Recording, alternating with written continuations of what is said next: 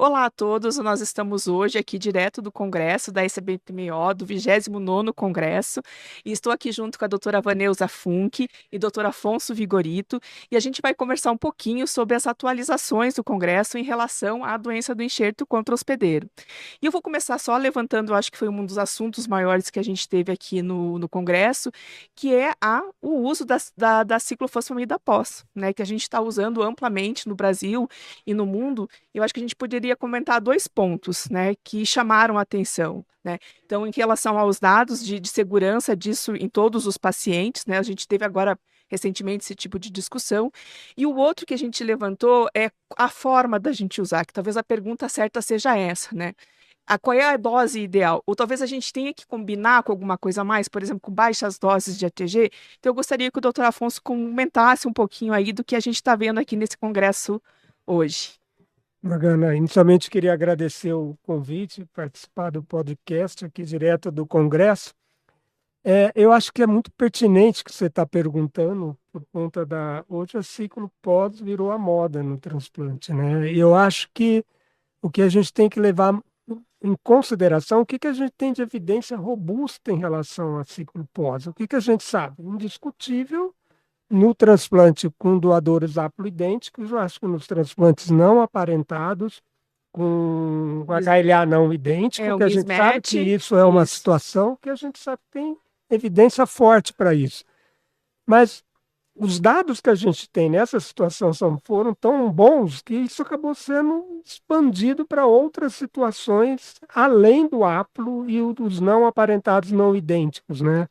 E uma dúvida que a gente questionou é exatamente se a gente deve usar ciclo pós num doador aparentado idêntico, com condicionamento ablativo ou não, ou de intensidade reduzida, porque fora haplo, o que a gente tem de evidência são para os condicionamentos de intensidade reduzida. Exato. E essa pergunta é uma coisa que a gente não pode esquecer, porque nós temos um problema importante na ciclo pós, que é o aumento de infecção por CMV. Exato. Exato. E se a gente pensar que 80% dos nossos transplantes são feitos no SUS, e a gente não tem acesso para um letermovir com profilaxia para CMV, a gente não tem acesso a maribavir, naqueles casos que não respondem ao GAN.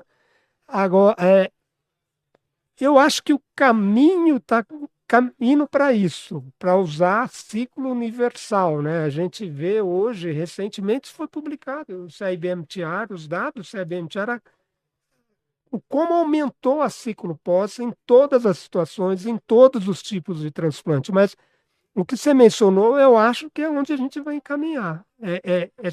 Para quem e como? Que dose nós vamos usar? Será que vai ser 50? Vai ser 25? Então, eu acho que esse é o meu entendimento. Eu acho Vamos que ver foi se é. essa mensagem também que levantou, né?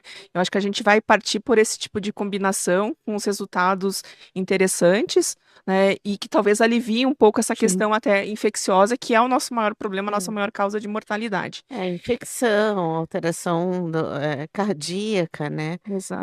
Também.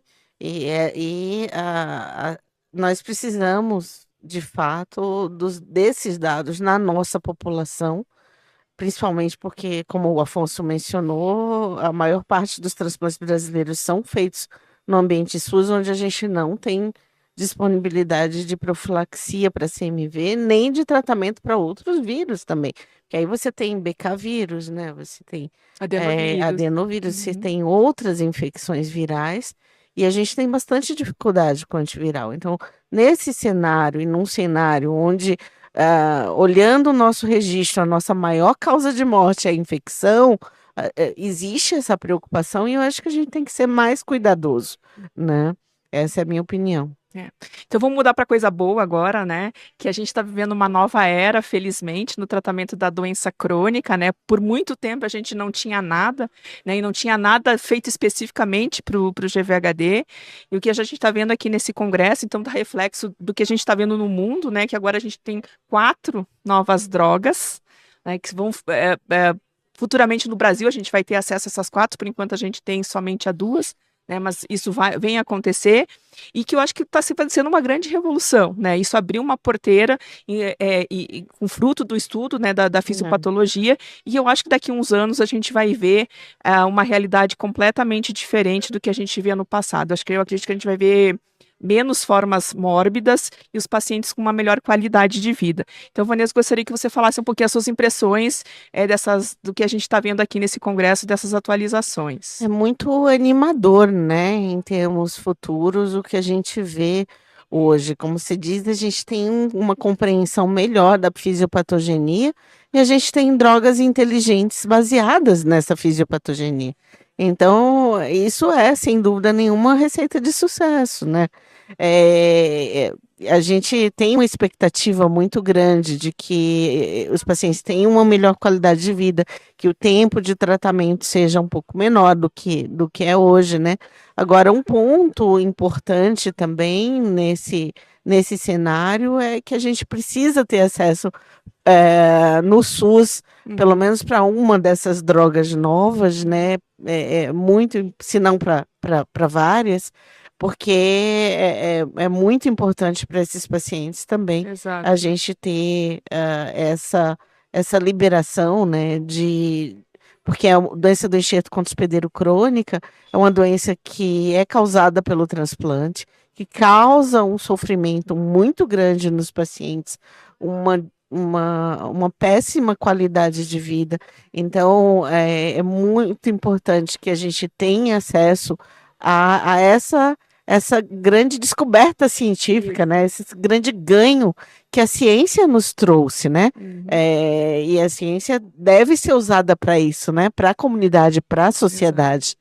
Então, só para a gente citar, né? Quais são essas drogas? Então, a gente tinha já o ibrutinib, o ruxolutinib, e então agora provavelmente vai chegar o belumosudil e no futuro o axatilimab. Exatamente. Né? Então, acho que a gente vai ter um leque maior e eu acho que o que você ressaltou vai ser de suma importância, que vai ser nosso papel, o papel da sociedade. Agora a gente está aqui na frente da nova diretoria, que vai ter uma batalha bem grande. Grande trabalho. Tentar... Esperamos. O risco a gente já começou. Vamos ver se a gente consegue... Não, e ainda tem o futuro, né? Que o Corey Cutler acabou de fazer uma palestra linda mostrando inibidores duplos, né? De ROCK, JAK, CAR-T, né? Envolvendo a célula apresentadora de antígeno, célula mesenquimal, para tratamento de doença do enxerto refratário. Então, assim, são muitas luzes, né, que a gente espera bastante que ilumine o caminho dos nossos pacientes. Então, vamos terminar por aqui. Eu agradeço muito a presença de vocês e a presença das pessoas que estão nos ouvindo. E a gente tem muita coisa promissora para o futuro para os nossos pacientes. Ótimo. Obrigado. Obrigada, gente. Obrigada.